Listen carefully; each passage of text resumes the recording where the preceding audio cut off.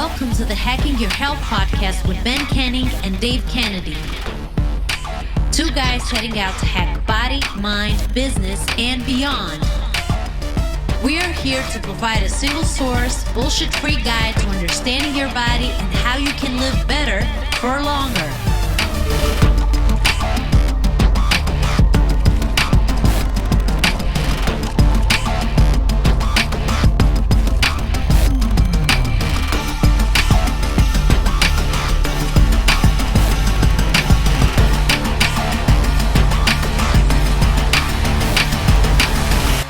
What's up, everybody? Welcome back. Will we do the can you share this thing, review the podcast stuff again? Yeah. Okay. Yeah, you do.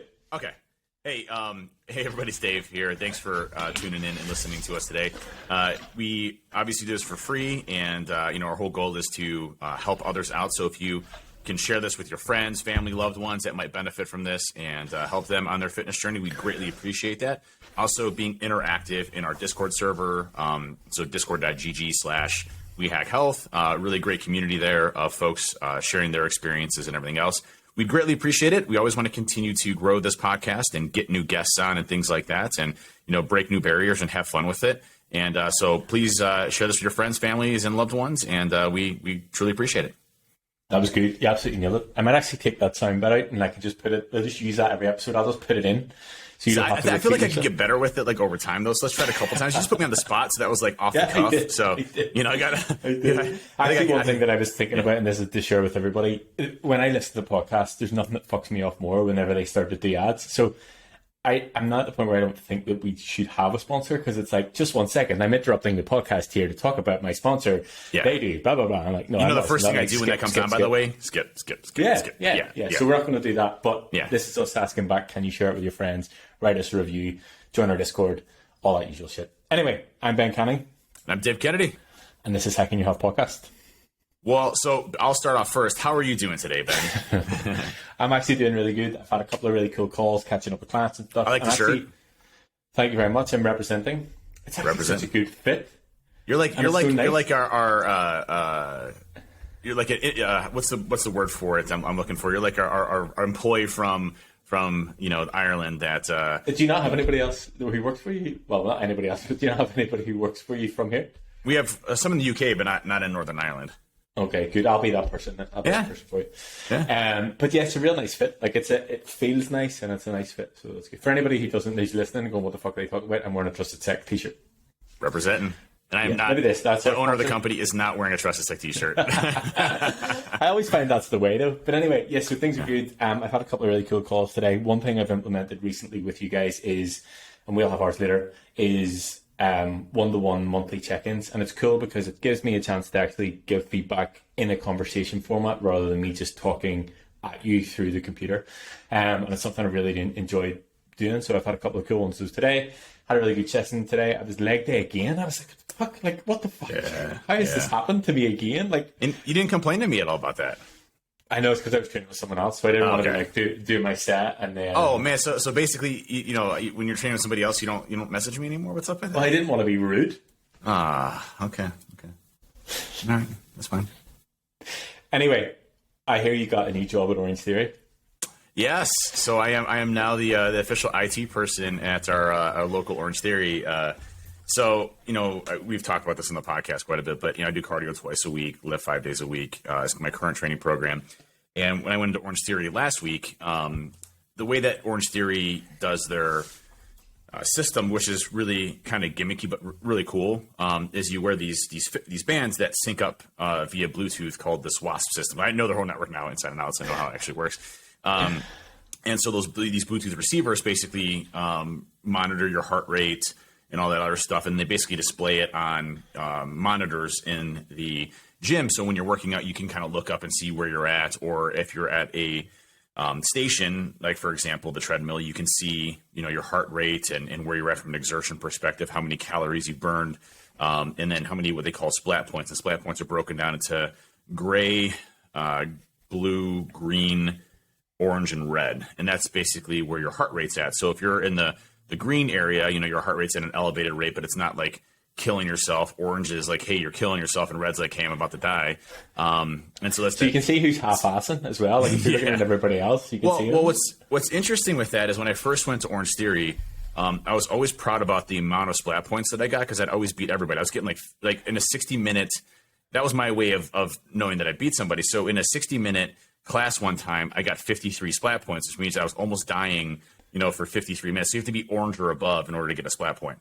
And what I realized, though, is that means I was severely out of shape because my heart rate would shoot up very quickly and wouldn't rebound very quickly during the rest that you have. So it's high intensity interval training. So you're spiking your heart rate up and bringing it down and spiking up and bringing it down. And one of the instructors that was there, Travis, explained what your heart rate should look like, kind of like a pyramid. So you have, a lot of greens coming up, and then you have kind of a lot of oranges and reds and stuff like that, but you're really trying to balance those greens. So you typically want to get around 11 to 12 splat points, and then the rest of those should literally be in the green section of your heart rate. And I was getting, 52, 53. So in actual fact, you thought you were beating anybody, but you were coming last. I was like, I'm horrible. So now I actually only average, anywhere between 9 to 12 splat points. But my heart rate is at a high elevated rate. In an hour-long session, I burn about 700 calories. So anywhere between 650 to 750, sometimes 800 if it's like a really insane class. Like we're doing one on Monday. It's called Inferno, which is it's going to suck. It's row 100 meters, do a bunch of really quick weight movements. Row 200 meters, do a bunch of weight movements. Row 300 meters, do a bunch of weight movements. 400. And the whole class is just rowing basically. So I'm going to be doing 1,000 row, go lift. It's going to suck for 60 minutes. So, but I walked in on last week and the monitors were broke. And I'm a firm believer that you if you have a talent that can help somebody else, go and help somebody else, right? Whether that's changing a tire or if you're a mechanic or, for me, obviously on the IT side of the house. And so I walked in, Friday and I was like, oh, they're broke. I'm sure they got a good handle on it. I didn't want to impede on the business. Wherever it happens, things break, the rotor can break and, stuff like that. Well, I came in that Monday and things were still broke. And I asked, I'm like, hey, and it doesn't matter to me. I don't really pay attention to the screens, but I came in and I said, hey, what's going on with your monitors? And they're like, oh, we've been working with kind of our IT folks for a while, and we just can't figure out what's going on. I'm like, well, listen, after class, I don't have anything going on for the next hour. I can go and take a look and see if I can fix it for you. And they're like, oh, that'd be great, awesome. So I ended up troubleshooting, and what should have taken an hour took about 3.5 hours. But I was able to figure it out, fix it, and they're obviously super grateful. And everybody's got the screen. It was funny because I was there today doing Orange Theory, and everybody's like, "You're the guy that fixed the TVs. You're awesome." I'm like, "Thank you. That's me. Yeah, that's me. I'm the." It was funny. Well, it's funny because the wires were still kind of hanging out in the back of the TV, and I hate that, and I can't stand that. So Jackie, the coach there, I was like, hey, Jackie, do you mind? Because what happens is in the beginning of the class, before the class starts, they won't let you go into the floor where all the workouts at, and they're doing cleaning and stuff like that. And so I was like, hey, Jackie, do you mind if I, go out and fix the wires before class starts? And one of the ladies said, well, you already work here, so you might as well just go. I was like, well, hey, I'm just asking my boss if it's okay. So she started laughing. So, now there's a joke that I'm working at Orange Theory now. But the good folks, they're awesome, and a really good crew that keeps that place up and running. So it's good to be able to help somebody, with your talents that is in need. And that's what we're here for, right? To help our tribe, to help others. And that's what we do here at the Hacking Your Health podcast, is helping our tribe, helping others that are like-minded, that want to start this fitness journey or going through a fitness journey or advanced stages of your fitness journey. We all could use help and work to help one another to get where we want to get with everything. Yeah, so it was fun. Good. Yeah, I'm glad. I mean, aside from your new part-time job, what else is going on? Lifts have been going really good. I still have the soreness in the shoulder, unfortunately, so I'm still exact same thing as you. Basically, it's just it's taking some time to heal. I've been using the BPC 157 peptide, which is a healing peptide. It's something that's naturally released in your body, and I get that prescribed through my TRT, testosterone replacement therapy doctor. And BPC 157, if you're not familiar, is something that gets naturally released in your body that allows your body to recover much faster. So basically, sends signals to say, hey, repair your body.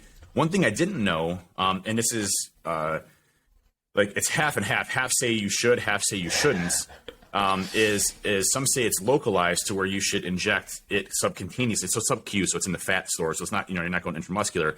But some say you should inject it in the problematic area. Some say it's not. So I haven't got a definitive answer either way on that. But I've been, doing it more localized. So my left shoulder here, I've been injecting into the fat stores here, which is kind of an interesting one. I've never injected into the shoulder area before. I usually just do the little love handles in the back, but that's supposedly going to help you recover faster from injury, and it's been feeling a lot better. I'm getting a lot stronger. I've just been not trying to max out or do more powerful sets, mostly just focusing on muscle hypertrophy and exhaustion on that. But cool. Training's been good. I feel like I'm getting leaner, which is great, and I've gotten stronger on the PR side of the house, so that's a good thing. But it also means I think we're going up in calories, which is, obviously let you decide that. But things are actually going really good on the training front as well, so I can't complain. Last story I'll tell you really quick. I was in Vegas last week for the CAF summer camp, and there's a favorite place I love going out there called Smash Fitness. So if you're going to Vegas, you're going to DEF CON or Black Hat, if you're in the security industry, there's a place called Smash Fitness that I really, really enjoy. Not a huge gym, but they got like 10, big rack, rogue racks and everything that you'd possibly need to do your lifting. They have cardio machines. They have belt squats. They got a bunch of stuff out there that is just really awesome. And I go out there every time.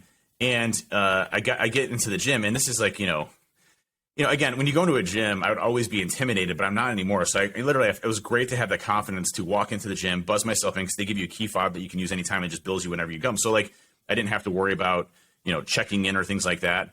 And then, got my lift in, got a compliment from a guy, and also said my shoes looked awesome. So that was good. My muscles and my shoes looked awesome. So I'm like, hey, that's great. Compliments from one guy? Yeah, same guy. And the guy was checking me out, which I was like, hey, I'm totally cool with that. That's awesome. Like, please, thank you.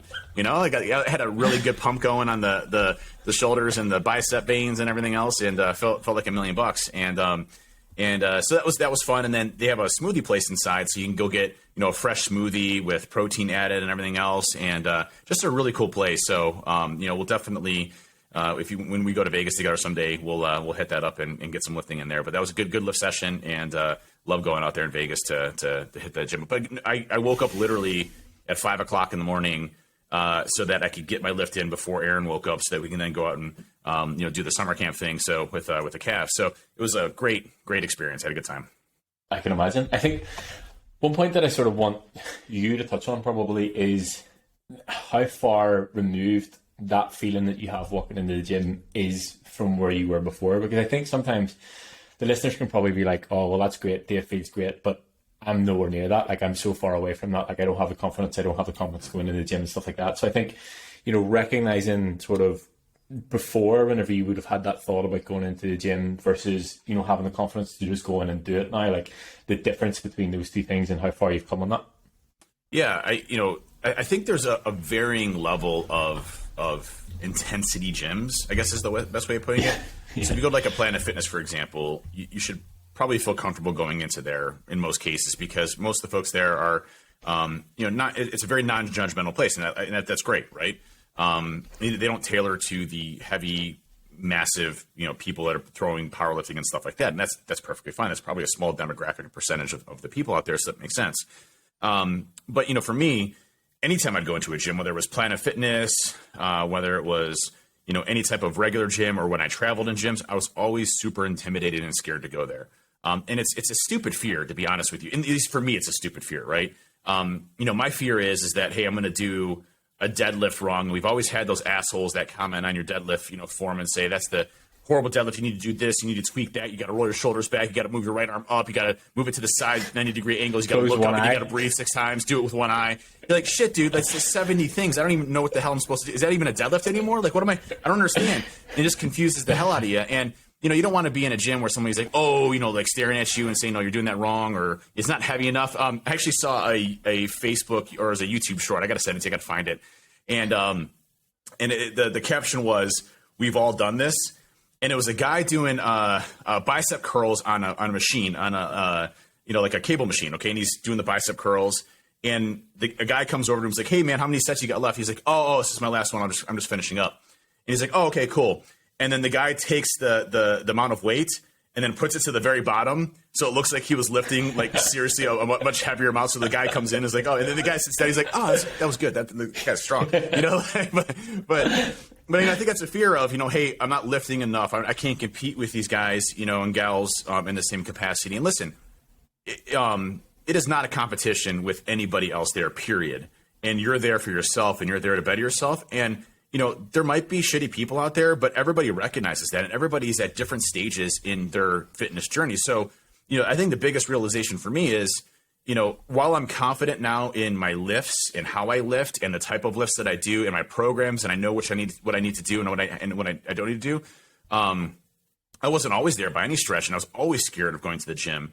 But you know, the rinse and repeat thing, and we've talked about this in previous podcasts. When you go into an uncertain area, you get nervous. You get that, you know, reservation because you're not used to it. It's not your home. It's not what you're used to. But each time you go and you push yourself into that gym, you develop habits and you develop comfort levels in there. And the more you go there and the less bad experiences you have, the easier it is for you. One person I'd recommend taking a look at was it Jimmy Swole? Was that who it is? You know, Jimmy Swole is a really cool guy. I would love to get him on the podcast. This guy's jacked, dude. That guy's freaking huge. But he basically, his whole thing is built on people that post like stupid stuff on like TikTok or whatever. And then he critiques like, listen, this isn't gym culture. Gym culture is supposed to be about helping one another and those. And he shows positive ones and he shows people being assholes. And, you know, he kind of, you know, is like, listen, and this guy's huge. Like, he's a huge meathead. And he's been doing this for probably 30 years. And he's like, listen, the old bro gym culture needs to die.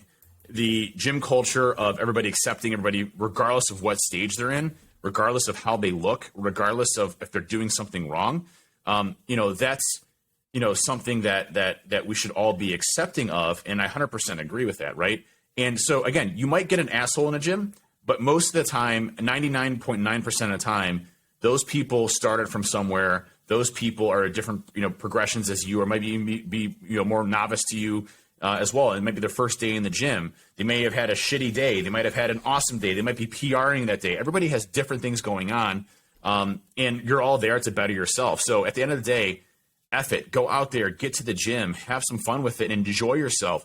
Look at what other people are doing from a learning perspective. You know, there are people that be doing exercises I've never seen before. I'm like, oh, that's fucking cool. Like, I would love to try that out, you know? And then I go and try it out. Probably look horrible doing it. Probably doing it wrong. But, you know, then you improve over time as you go through. And, you know, people are generally really friendly too. Like, I'll go up to somebody and be like, hey, that's a cool exercise. I haven't seen that before. And they'll be like, oh, yeah, this is how you do it. You know, like, blah, blah, blah. And they'll show you how to do it. And they're super helpful. Or I just saw a video recently where someone's like, hey, can you know, check my form as I'm going through. People would love to do that. Like, people love helping out one another in those gyms. So if you're confident enough and you're not sure on an exercise, go grab the biggest meathead in the gym and be like, hey man, you look fucking awesome. Can you show me how to do this? And they'd be like, and I guarantee you that person's going to be the kindest, most amazing person that you've ever met in your life, saying, this is how you do it. And they'll spend some time with you because they have that experience, right? It's all about experience. Yeah. That's it.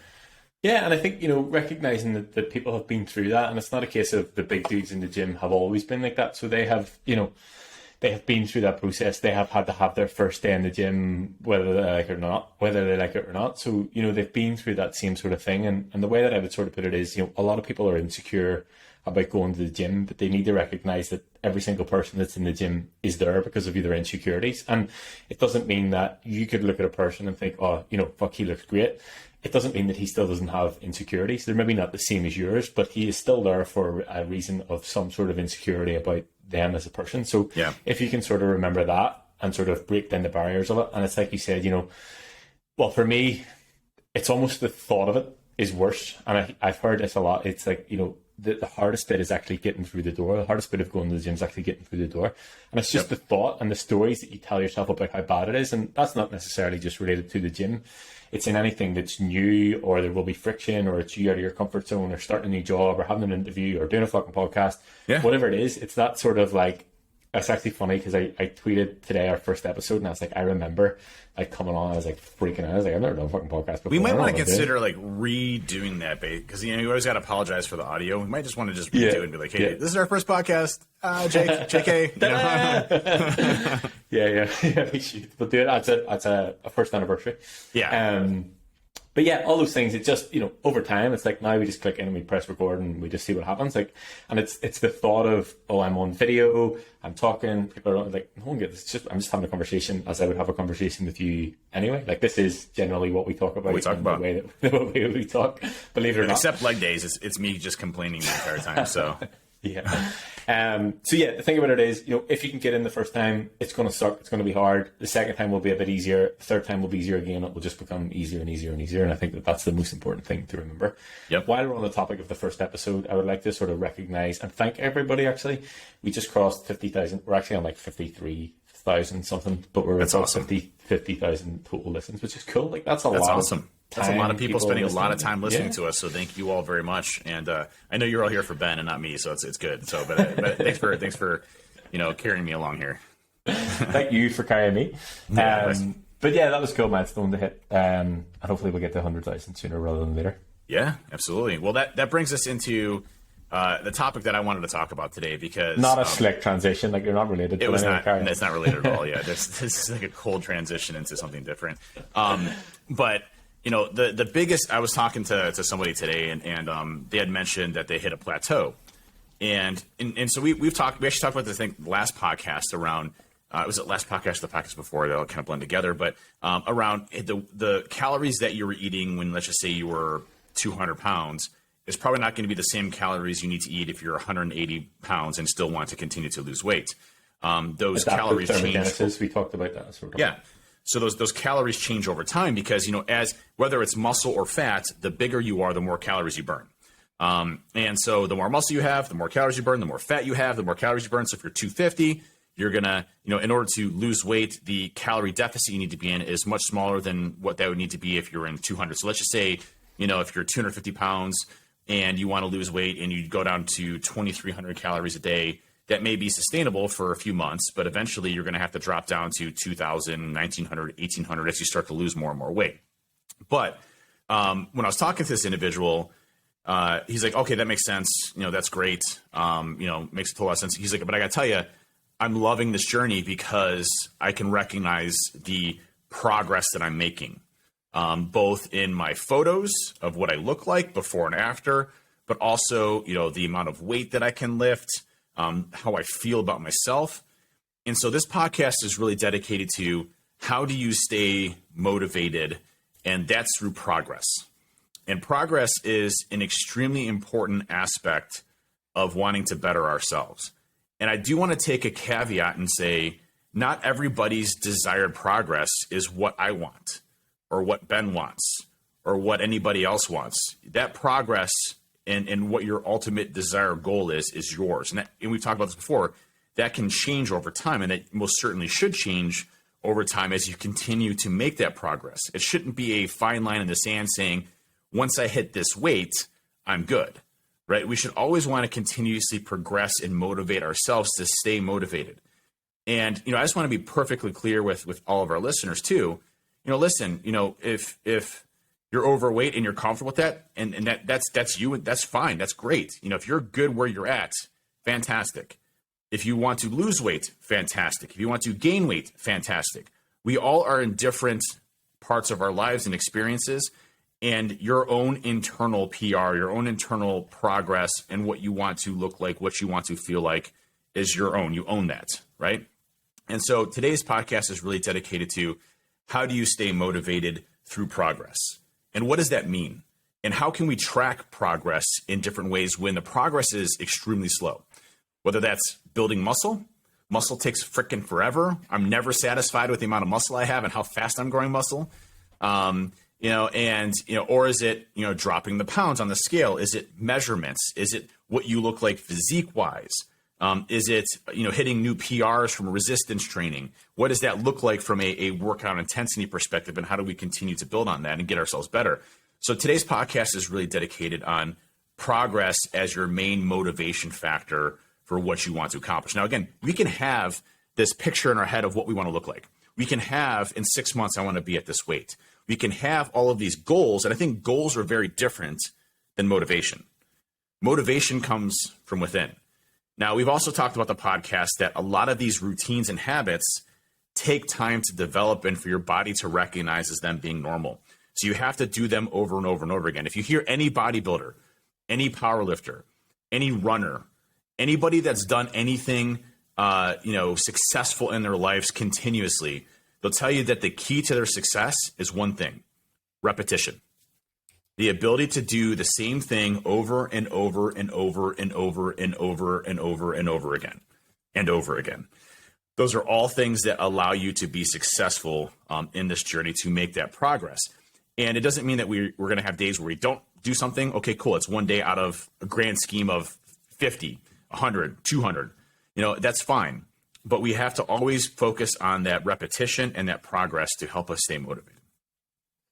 Yeah, and I think for me, the best thing that I see on a client journey, and I'm just going to talk about this because it's stuff that I see day in, day out, is whenever they start to recognize the benefits of having the data. So it can be anything from how they feel, how their progress in terms of their rest and heart rate, their heart rate variability, their sleep's getting better, their mood's getting better, their energy levels getting better, their weight, their waist coming down, their photos getting better, they're getting stronger. There's so many data markers that we track.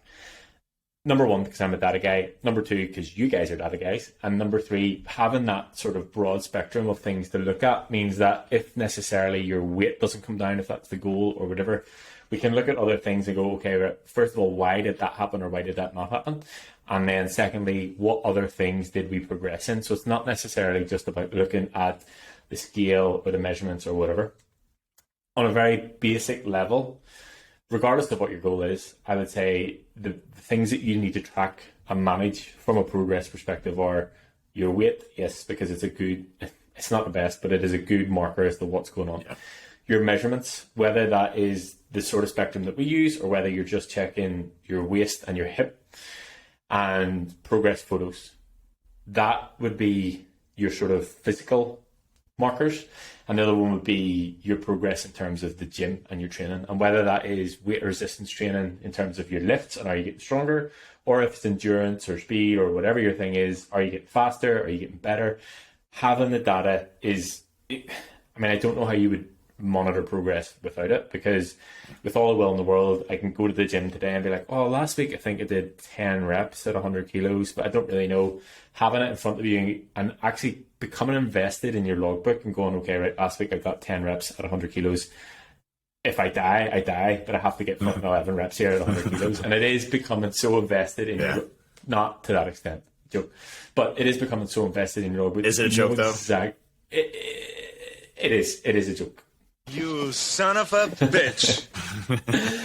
So yeah, becoming so invested in your logbook. And actually one thing I'll touch on while it's in my head, and I did a video on this for Twitter last week because I was having a conversation again with a client, is the shift in mindset that you need to have when you move from a fat loss phase to a muscle building phase. And it's something that you touched on, that muscle building takes time. It's a fucking pain in the ass.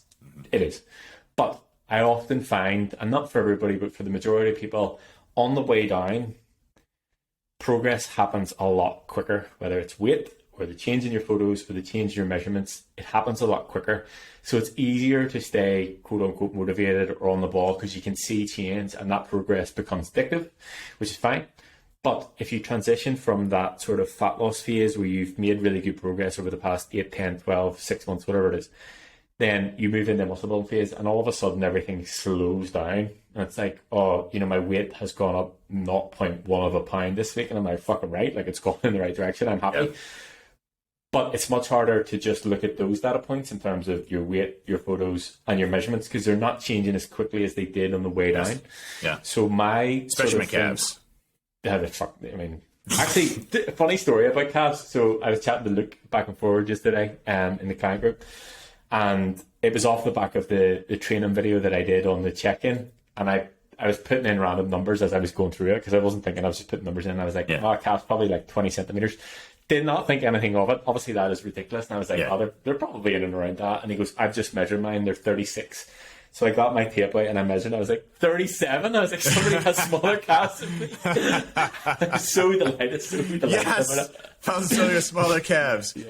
Sorry if you're listening, but I had to tell that story. Anyway, Listen, I just want to caveat that calves for tall people, I've been researching this, are extremely that's what difficult. He said. Yes, that's what he said. I'm tall. That's why it always pisses me off when you got the guys that like have never worked out in their entire lives. Like, oh, I got bigger calves. I'm like, that's because you're 5'1", and your calf muscle is literally your entire leg. Like, I got nothing there, man. Like, mine stretches the entire thing. Like, you know. Yeah. Anyways. Yeah. Effing calves. Yes. Yeah. So my mindset shift in terms of fat loss to muscle building, and this is, I would go from, not that I would ever step away from the logbook, but go from being sort of tied into the data in terms of weight measurements and photos on the way down in a fat loss phase. We're 10 minutes a minute, and you're talking about how your calories have to go up. My calories are literally at 1900. Dude, Can we please take a minute? So you're 1100 calories. Yeah. Right? No. You're 1500 calories. 1,000 less on your non-training day and 1,500 on your training day. Yes. Like, can we take a minute? Like, can somebody give me a break here? Like, anyway. You should hire Ben as your trainer. I'm going to actually send myself an email.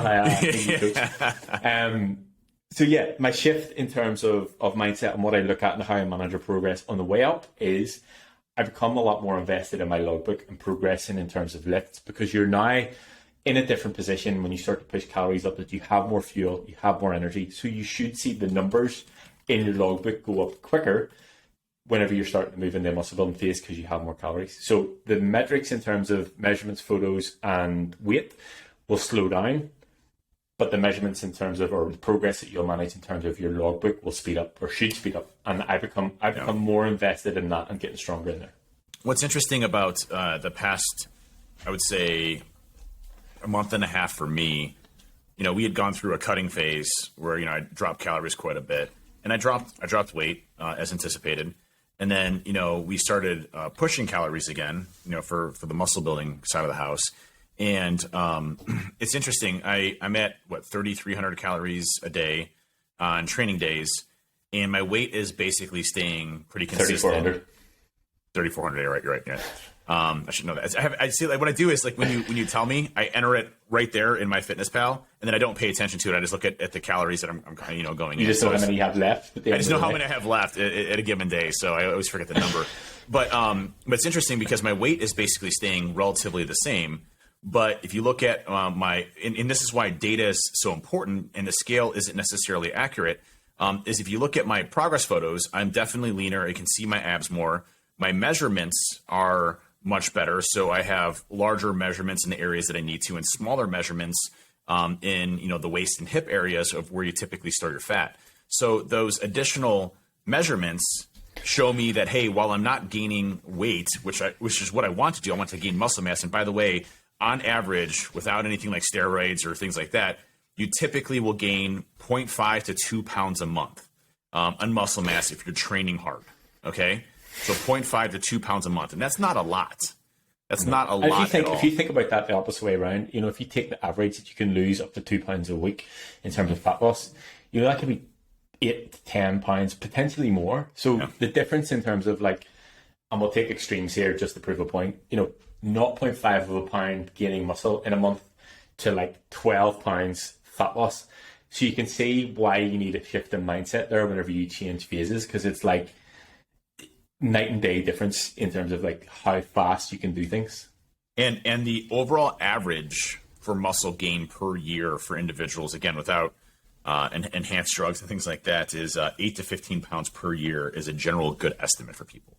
That would be again, like that would be again if you spend that entire year in a surplus. It's not like that's not going through different phases. So that, you know, is insane. Like whenever you think about like how much work over a year goes into that. To get 15 pounds of muscle. Yeah. Like it's crazy how slow that progress is. But the flip side of that as well is you with 15 pounds more muscle is like that's a big difference. Oh yeah. Do you know what I mean? Like it is a huge difference. So you need. That's why I can't wait to see like myself in a year. So we're building this out for another year. I cannot wait to see where I'm at in a year. I already feel great. And I got a comment yesterday. We're looking at doing some charity work for one of the local school districts here. And the guy's like, dude, you look like you could break through, 10 walls of steel. I'm like, thank you. I appreciate it. You can say that anytime you want. I can't actually. I just did that. That's my workout. But the thing that I want to touch on, sorry, before you go this, is just exactly what you're saying there about what's going on with you. And if we talk about body recomposition, so your weight sort of staying the same, you are getting stronger, so you're building muscle. Your measurements that we want to go up, your measurements that they want to go up are going up, and the measurements that we want to go down, where you usually store fat stores, are coming down. Yep. So generally when people talk about recomposition, it's when you build muscle and lose body fat at the same time. Yep. But if you sort of delve a bit deeper into that and look at the layers on it, if you're building muscle and your body fat's staying the same, technically in terms of a ratio, your body composition is changed. Mm-hmm. The same is if you're losing fat and your muscles staying the same, your body composition is changing. So recomposition can be more than doing both of them together. So if you think about, if I start a recomposition phase at 15% body fat and finish at 15% body fat, but I've built muscle, I have done body recomposition because the composition is different. So it's looking at it like that's what's going on. That's what I feel like is going on with us at the minute. And that's why, like, we've hit on this a lot in other podcasts, but I also want to hit, like, when people are like, hey, I want to look jacked, well, it takes years to build that muscle, right? To get to that type of big feeling that's out there. So, you have to recognize that, listen, if you got your nutrition down pat and you're confident in yourself, push yourself a little bit, more than you typically would on the calorie side to build more muscle as you go along to maximize that effort, obviously hitting your protein goal intake and everything else. Then I think that was my biggest thing to realize during this whole process is that it wasn't about being, I think the first thing I told you is, like, I want to get lean, right? And that's the first thing I said. And then it turned into, like, we got lean. And I'm like, well, but I don't have big muscles. You're like, yeah, because you're lean and you don't have muscles yet. Like, you haven't done any, like, major, like, lifting. I'm like, oh, okay, that makes sense. Yeah. So now, we're growing and we're growing. And I'm not happy enough where I'm at. And I want to keep growing. And, and that's the thing. Like, you look at some of these guys that, it's so impressive when you look at their muscle size. And granted, I mean, a lot of them are probably using steroids and things like that, but that still doesn't negate the fact that they're there every single day at the gym lifting, and they've been doing it for 5-10 years longer. To be able to put on that type of muscle mass is just really impressive. I look at back as an example, like guys that have this exploding back is really effing hard to blow out. Like, I mean, it is a tough one to start to see the ripple effect of muscles in your back. It's insane. And these guys have these like crazy ass muscles in their back. I'm like, that is 10 years of work, and then that's impressive. So, you have to recognize that, while this is a long journey, you shouldn't be discouraged about the progress that you're making as long as you're tracking progress. As Ben had mentioned, the data I think is really important, but the progress photos, the weight, the measurements, things that you can rely upon to say, I'm moving in that direction and it's going to take me time to get there, but I'm going to get there, right? I'm going to get to a spot where I'm happy. Well, let me rephrase that. I'm going to get to a spot where I look jacked as hell, and then I want to get more jacked as hell, right? So, it's one of those things you're going to continuously improve and make yourself better every day.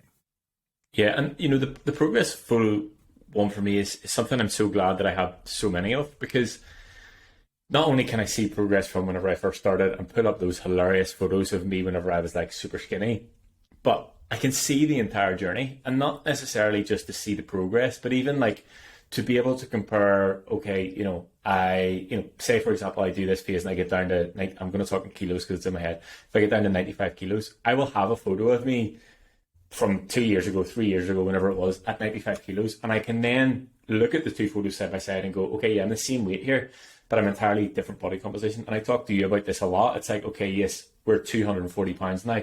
Yes, you have been 240 pounds before, but you sure as fuck didn't look like you do now. So it's having those comparisons to know, number one, that weight's not the be all and end all, and knowing this is how much I was able to progress. And just to sort of touch on, I obviously posted that before and after picture and a bit of a rant about how the fitness industry's bullshit and sort of before and after photos. But that was a good post, by the way. It's interesting too, because you mentioned kind of your weaknesses of what you had and how you switched from one weakness to another weakness, essentially, but until you kind of found your way, right? Yeah, it was an escape. And the escapes just change form, I guess. Yeah.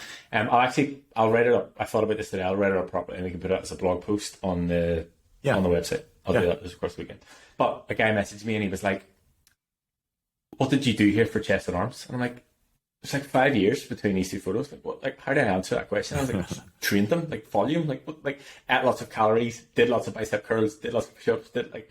People just think that you just do this one thing, and that's that. I'm like, it's hard fucking work. And I think it was maybe Bill Gates was the quote. It's like people overestimate how much they can do in a year and underestimate how much they can do in 10 years. And like it's putting the fucking work in. And I talk to Matt about this all the time because Matt is jacked and shredded all the time. And people are like, how does he do it? I'm like, he's trained for 20 years. Yeah. So I mean, if you want to get a fucking time machine and go back 20 years and start training, that's the secret. The secret is start training 20 years ago. Yeah. And that's the thing. That's the whole thing. It's repetition and time is all you need for this to be successful. So keep doing it every day that you can, and keep having fun with it, and make it, you know, part of your habits and routines, like we talk about all the time. Those will make that a thing. Like I would always, you know, the thing that always pisses me off too. It's like, you know, you look at somebody and they're like, oh, you know, are you on TRT? I'm like, yeah, I'm on TRT. Oh, okay, never mind. You're not a natty. I'm like, who gives a fuck? Like I'm at the gym 5 days a week, busting my living ass off to grow as much muscle as I possibly can. And by the way, I'm diagnosed with low testosterone. You know, for my age, I'm in the not even normal categorization, not even low categorization. I'm below low, so I have issues with producing testosterone. So yes, I'm on TRT to be a normal man, you know, from a hormone perspective, and balance our levels out, just like we would balance out vitamin D and vitamin C and vitamin A and vitamin, you know, all these different vitamins in our bodies that we need to keep ourselves healthy and enact our DNA, you know, repair structures and everything else that goes along with that. So, you know, you know, and even folks that are doing the steroid front, like people are like, well, hey, you're on steroids. I'm like, well, not me, but like, you know, to the other person, like, well, yeah, but that person is still busting his ass for 10 years to get to that point. That's miraculous. And are they taking shortcuts that could potentially impact their health? Yeah, they are. But at the end of the day, they're still hitting that gym every single day. So I don't discount them. I'm like, oh, he's on steroids. You know, like you see a guy that's, you know, that one dude we saw at the gym that was my height, he was the biggest fucking guy I've ever seen in my entire life. I mean, his arms were fucking huge. I mean, they must have been, I mean, they were like, the biceps were like this far around if you're looking at it. I mean, it was like huge. It was like a basketball, obviously on steroids. But, you know, at the end of the day, that guy is in the gym busting his ass all the time. Like, I think people think you just take steroids and wake up jacked the next day. Like, it doesn't happen like that. And that's why when I get the comment, you know, like, you know, like I'll be like, you know, like I'll show like a before and after picture, and somebody will be like, oh, sweet, what's your workout routine? You know, like, what's your lifting routine? I'm like, well, it's not just a lifting routine. It's sleep, it's eating, it's walking, it's cardio, it's lifting. It's living this lifestyle. Like, it's not just about lifting. It's not just about, it's the whole thing that comes together, right? And time and resistance and repetition. Yeah, and that's what it is. It's like, you know, you and I have been doing this for 2 years. Like, it's, you know, there's no secret except putting the time in and putting the reps in and actually living the lifestyle and committing to doing the things that you said that you were going to do. I think the thing for me around that conversation is, okay, so if you were a competitive athlete, you were a professional boxer, where it's banned in the sport to do steroids, then yes, fair enough. I'm okay with people criticizing people who do it to have an advantage over other people. But if you're only doing it to get yourself back up to a normal or optimal level to then progress in the gym and improve the quality of your life, improve your sleep, improve everything about your life, then I don't really think it should be a massive issue. And then even thinking about those bodybuilders, like, that's their sport, that's their thing. Do you know what I mean? Yeah. It's not as if they're doing it to take a shortcut. What generally happens is they take their body to the limit naturally, and then to get them to that next level, they need to take that or whatever it is. And, you know, that's what they need to do for that sport. And does it go a bit too far sometimes in the size of some of the dudes? Absolutely. Like, that is not for me, but I still fucking respect the work that goes into it, because that is not something, although I love training and although I love seeing progress in terms of my physique, I do not want to look like a bodybuilder. Like, that is not my goal, but I respect the work that goes into it. Yeah, absolutely. Those guys are nuts and insane. The amount of muscle, my gosh, it's crazy. And I think, again, I have no issue with anybody doing what they want to for their body to, you know, for themselves or what they want to accomplish. I mean, if they're doing it safely, that's on them. It's their own choice and their own right to do that. And so it's interesting and this brings me into the topic of progress and staying motivated. You know, I always, when I first started off doing lifting, I always had this like little person in the back of my head saying, "You're not lifting hard enough. Am I doing this right? You know, if I'm not doing this right, am I not going to gain muscle? Am I going to stay the same?" And I've talked about this on the podcast before, where my biggest fear is being that guy in the gym that looks like that guy in the gym from the year before, you know, and haven't made any progress whatsoever, right? And that would defeat me, you know, if I wasn't making progress, if I wasn't pushing myself harder every single time. And don't get me wrong, there are total shit days, you know, where I just don't feel good, or I don't feel the weight, or my back is sore, or whatever, and I'm not able to push myself to the limit. But, you know, I try to have better days than not and push myself as hard as I can, so that I can reap the benefits of the reward for putting my body under that stress and duress to get those increases going. So, you know, the one thing I want to pose as a question is, how do you know that you're lifting hard enough in your workouts? How do you know you're pushing yourself via cardio to get the increases that you want? And I'll pose it to you first, Ben. So hang on. I want to ask you a bunch of questions. And I want to have them answered immediately. That's a good movie. I think it's Kindergarten Cop, right? So there's a way that I want to sort of approach this, and it's maybe not the answer that you need specifically, but as I mentioned in the podcast last week, and I've spoken to quite a few people about it this week, is I've been doing a lot of things myself to try and like reprogram how I talk to myself, if that makes sense. So one of the things will be the snack cupboard, telling myself no in terms of snacks, and then actually not having snacks. Or I'm gonna go get some snacks. Be right back. Have fun. I don't have any room for snacks. 100 calories, let me tell you. Or the other thing would be is my phone. So like my phone will generally sit around here, and you know, generally out of habit, I'll pick it up after I do a check-in and check it. So I've been programming myself to say no to things and actually following through. And what that's doing is almost like rewriting the narrative that I know about myself. So I'm the person that does the things that I say I'm going to do, or doesn't do the things that I say I'm not going to do. And how I find that that's translated to the gym is, I was training push, obviously, on Saturday. And I can't remember the weights off the top of my head. They said it was like I had to get 8 reps at 50 kilo dumbbells. It's crazy. I did like 51, 10 reps, but yeah, that's good. Well, if you listen to the story, so I was like, I know I need to get 8. So that's, you know, there were 7 the week before. I needed to get 8 to progress. I did 15. Yes, I did 15. Yes. Okay. So I could have got to 8, and that's progress. You know, that's 1 rep up. That's progress. That's fine. It started to get hard about 7. 8 was obviously hard, and I was like, I could just stop now. But I knew that I had more, so I was telling myself not to stop, and I got 2 more. Now, were they a bit shaky? Yes. Did I almost get a dumbbell to the face? Yes, absolutely. But I got the reps done, and then I got to 10. So those conversations, that sort of internal dialogue that you have with yourself is important. And another one is when I was doing my 20 minutes cardio yesterday is... And complained about it, by the way. Yeah, I fucking hate cardio, right? Whatever. But the 20 minutes of cardio... Obviously, it's just me upstairs on the bike. Nobody knows. Could I have got off 15 minutes and be like, yeah, whatever, 20 minutes? Absolutely. But again, that rewrites the story and the narrative that I tell myself as I'm the person that quits and doesn't do the things that I say to do. So I have to see it through to the 20 minutes. Even small things, like if I go for a walk, there's a bin that I walk to and turn around. Sometimes I'll see the bin and be like, I'm close enough to the bin. But now I'm like, have to walk to the bin because I've told myself that I'm walk to the bin. So all these things I'm doing to sort of rewire myself and how I think, translate into everything that I'm doing. So whether it's coaching, check-ins, calls, training, nutrition, whatever it is, it's sort of dialing things in to 100%. So in answer to your question in terms of like, how do you know if you're training hard enough, is you should be training safely to failure. Yes. If your goal is muscle building or even fat loss and you want to progress in terms of strength, you should be training to failure if it's safe. So, you know, don't be putting a ridiculous weight in the bar and doing squats until failure. That's not what I'm saying.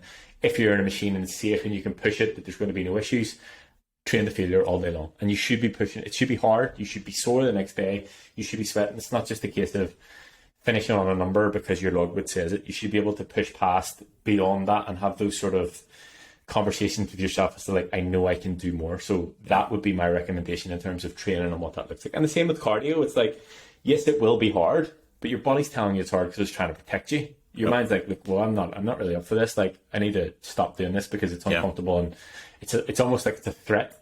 But if you can sort of reprogram yourself to be like, no, I can push past this, then you can get so much more from every single workout. And I think, we've touched on this before, is time is everybody's most valuable asset. If you're going to spend the time going and doing a fucking hour in the gym, you may as well full asset. There's no point in going on half asset. So make sure you're pushing yourself to the limit as safely as much as possible.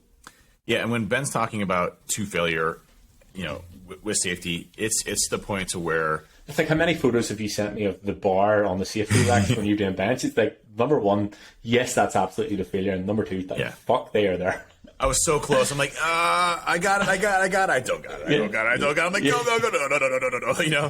That's the failure, right? And we've talked about rep ranges and the difference between slow twitch and fast twitch fibers in your muscles and what grows your muscle, like size wise versus strength. So think of it more as endurance versus power. Your lower rep ranges in the 3 to 5 range. Let's just say your max is 5 at a very heavy weight, right? And you're just struggling with that 5 again, doing it safely. You're hitting your strength muscles at that point in time, and you want to do it to failure to where you can't lift another one up, right? So if you hit 5, I'm struggling to get that 5 up, and I can barely do it. If I'm doing a deadlift, I'm rocking, like I'm up here, I'm like I'm about to die, and not really, but you go down. But so that's what we're talking about to failure. Now, the way that I like tackling my training programs is, and like what Ben has programmed into my training, is that I do my heavy compound movements for strength first, and then I attack my muscle as much as possible to failure. So usually in the 10 to 15 to 20 rep range, or 8 to 10 to 15 to 20 rep range. It doesn't matter what the number is. It's just around getting as much volume in as possible to fatigue that muscle to where it's like, I'm fucking tired, guys. I can't do anything anymore. Like, please stop lifting. You're doing a bicep curl and you're like, and you're right here and you can't get it up and your arms are shaking. You're just, like that's the failure, right? That's like, I got nothing. And you know what I'll do then? So let's just say I got 20 on each hand. It doesn't have to be insane weights. Like, I'll tell you, I get an awesome pump when I do lower weights, higher volume on weights, especially like on bicep curls. And let's just say I hit failure, at 20 pounds. Okay. And I do, this is the end of my workout. I'm doing 10 of them. I get to 10 and I can't get all the way up. What I'll usually do then is I'll drop at 10 pounds and I'll hit it again just for that little extra burn in my muscles. So I'm like, listen, muscle, I'm not letting you off that easy. You can hit 10 more pounds, with this. And I might only get like 5 of those. Then I'll drop it down to 5 pounds and I'll just hit it again, and it's just and about. You're the dude struggling with 5-pound dumbbells. Like literally, like, that guy's massive. Like, what the fuck are you going to I get kicked out of Planet Fitness for the 5-pound dumbbell. So, Uncle Arm. But it's that type of fatigue that we're talking about that will maximize your ability to grow your muscles and allow you to track your progress much more effectively. Because if you hit your strength muscles, you should go up in strength, right? So your slow your fast twitch fibers. If you hit your slow twitch fibers muscle groups, you're going to be growing your muscle size and your endurance for how long you can do those. So like, you'll see that progress happen and you'll see your numbers start to increase as time goes along. And that's the difference between making progress or staying at the same weight every single time you go into the gym, doing the exact same workout and being the exact same next year. You have to push yourself, to a limit to where your muscles are saying, listen, I can't handle, and by the way, this is all science. It's, if your muscle is overloaded and fatigued, it says to your body, I need to be stronger. I need to build muscle to be stronger because what my brain is doing, what I have to do from a daily perspective is not good enough. I have to be stronger, right? And that's how our bodies react. They react to our environment. So, if 100,000 years ago, we're lifting boulders to, build a house or something else, and I can't do it, well, my body has to adapt because that's survival, right? For my tribe, for the people that I'm with, for the protection of the elements, for the protection of my family, I have to grow these muscles in order to be able to do this much more efficiently. And when I don't use those, guess what happens? Your body says, well, shit, I don't need this anymore. I'm going to start to dwindle down because I don't need to do this. So that's why the repetition is really important. And that's why pushing yourself harder than what you normally could do just on a normal basis. So as Ben had mentioned, if he did 8, well, if he just stayed with 8 the entire time, he'd never have progress because he's not putting his body in what we call a progressive overload. You're not overloading your muscles to where they're shrinking them, to where they're completely exhausted, to where they say, hey, I need more guys, guys and gals, I need to build more muscle here. Please send me some muscle. And then your body activates mTOR and starts to create the muscle hypertrophy aspects of your body. You start to get more muscle, both slow and fast twitch fibers. So it's that process of pushing yourself that makes a difference. Yeah, and I think it comes back to what you're saying about you don't want to be the guy that is in the gym and you look like the same guy that you were a year ago. And that I have seen that. My biggest nightmare. It's same, but it's not my place to comment on people in the gym and whatever. But you see those same guys and they are doing the same workouts and they're doing the same weight, and it comes back to the nothing changes if nothing changes. If you're just going to go in and do the same thing, while it is great that you're going and you're moving and you're going to the gym and you're doing something, like that's great. Hats off to you. You're doing more than a lot of people are doing, but it comes back to then again the doing it with your full ass and making sure you're progressing. And the thing for me is, your body's capable of a lot more than you give it credit for, and it's capable of a lot more than you actually think it is. And I think, being able to sort of really push things and really progress things in terms of what your log was doing. Like for me, sometimes I'll come back and I'm like, shit, I really pushed it in that last session. Like I got 3 or 4 more reps. And I was like, I have to do that again. I have to beat that again, which is scary sometimes. You get in, you open your logbook, and Helmy talks about this quite a lot. He says, like, you should be frightened. And I know this is an extreme, and I'll not take this, please do not take this, everybody, that you need to be this person. But, Helmy's like, I'm almost a little bit frightened sometimes whenever I go into my working sets, because you're pushing boundaries at places that you've never been before. But all of that comes back to then, if you're pushing your body to a place that's never been before, then it has to adapt. So what you're doing whenever you're training is you're putting a new stimulus and a new stress on your body for it to respond. And that's how you build muscle and that's how you grow. Now, us saying that you need to train to failure obviously isn't for everybody, but if you want to get the most from what you're doing in terms of building muscle and you want to get the most from you doing your sessions, then you should definitely be looking at pushing close to failure as long as it's safe. As long as it's safe. Yeah. Yeah. And that's the biggest tip of all this, again, just to emphasize and kind of wrap things up here. Progress is owned by us, right? And we control that progress. Now, there are certain limitations. We're not going to gain 50 pounds of muscle mass in a week.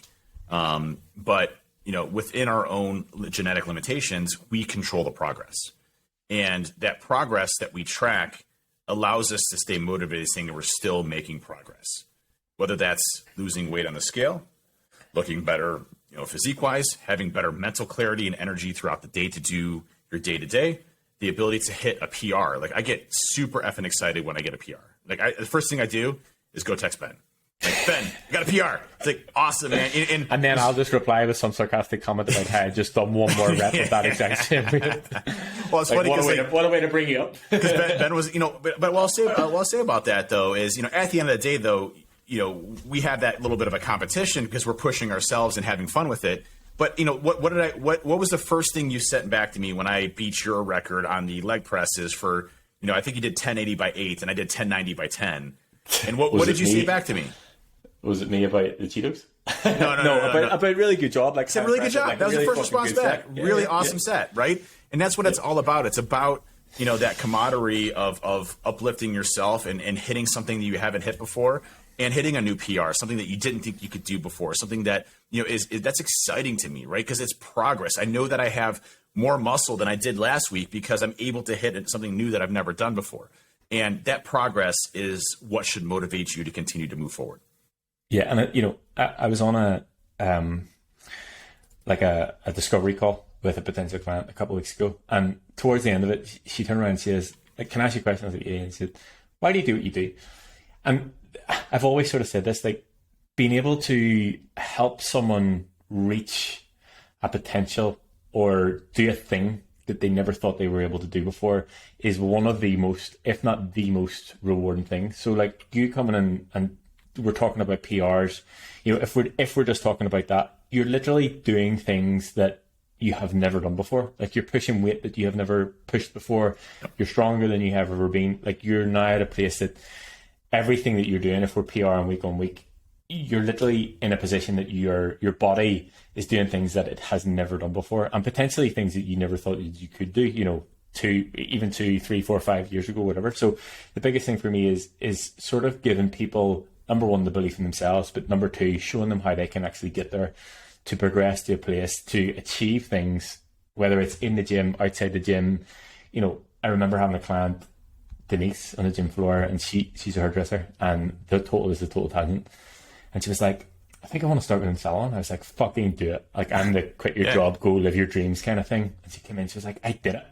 And like, even stuff like that, it's not necessarily related to how strong she is, but it's the confidence that she then had in herself to go and just go and fuck it, I'm going to go and do these things. So the biggest thing for me is, and not just me as a coach, but the thing that the training and the gym can give you is being able to take yourself to places that you never thought that you could, or be able to do things that you never thought you could do before.